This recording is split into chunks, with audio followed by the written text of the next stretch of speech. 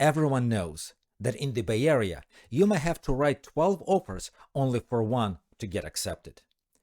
Imagine finding a babysitter for the weekend, rushing to see homes, finding the right one, figuring out how your furniture will fit, dreaming about enjoying that master bedroom with a large closet, reading the disclosures till early hours of the morning to make sure that there is no serious problems with the house, getting away from an important work meeting to finalize and sign the paperwork, only for your offer to get rejected, and then starting the process all over again. That should not be you. Understanding the process and your available options, setting the right expectations, and working with experienced professionals will save you from most pitfalls.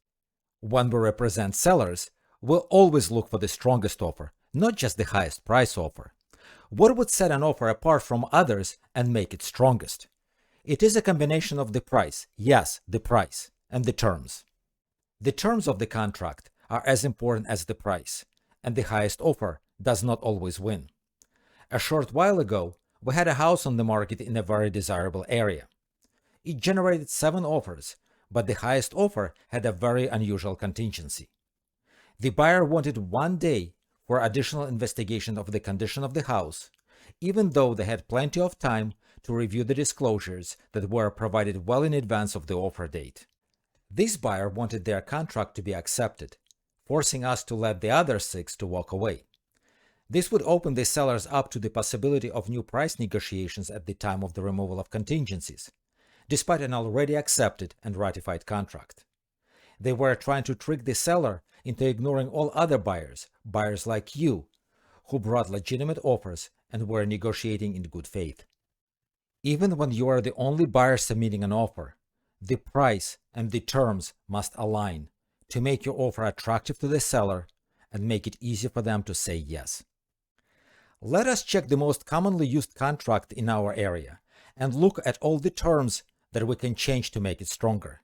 The first page is all about the money, and we have to get it right to make the best first impression. First, initial deposit. It is typically 3%. There is a good reason why it is, but it is a subject for a different video.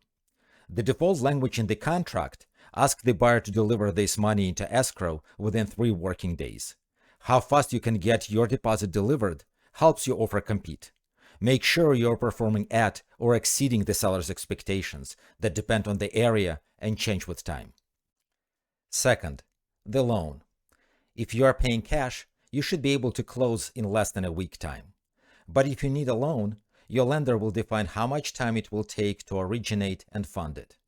This will be the close of escrow time in the contract, and we typically define it in days after acceptance. The ability of your lending partner to close faster and deliver the loan on time will help with a smooth closing and a stress-free transaction. Who you work with matters. 3. The down payment. A higher amount shows you as a stronger buyer who will be sure to close the sale. Someone putting down 45% of the purchase price will have a better chance of getting their offer accepted if their competition puts down 10 or even 20%. Talk to us about leveraging your cash holdings to make your offer stronger. Fourth, the loan contingency. It is another variable in the contract that can make your offer stronger or weaker. We need to evaluate your situation, let our lending partners do their work, and come to a decision about the need of your loan contingency and how long it should be. 5. Appraisal contingency. Do you remember when we were talking about down payments? A higher down payment will ensure that you will be able to close even if the house does not appraise. It does not mean that you're overpaying. Homes often underappraise on the rising market and overappraise on the declining market because appraisers look back at recently closed sales of similar homes. 6.